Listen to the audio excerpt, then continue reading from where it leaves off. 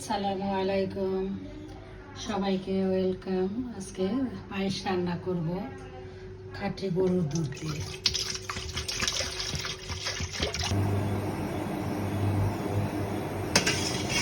এক কেজি দুধ আর 4 কাপে আধা কাপ পোলাও চাল দিয়ে পায়েস রান্না করব। চাউলে যে এটা আধা কাপ চাউল আর 1 কেজি দুধ জাল হচ্ছে। এই যে 1 কেজি দুধের ভিতরে আধা কেজি পানি।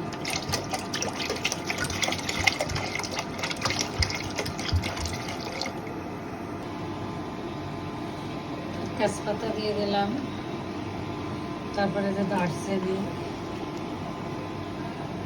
এলাচ, চাল এগুলো ধুয়ে রেখে দিচ্ছি।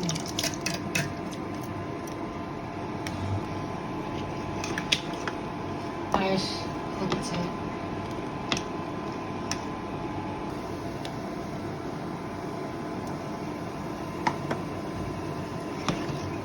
এটা উতরানোর পরে চিনি দিয়ে দেব পরিমাণ মতো। পায়েস হয়ে গেছে, এবার কালারটাও সুন্দর আসছে। এবার নামিয়ে ফেলবো। আল্লাহ হাফেজ।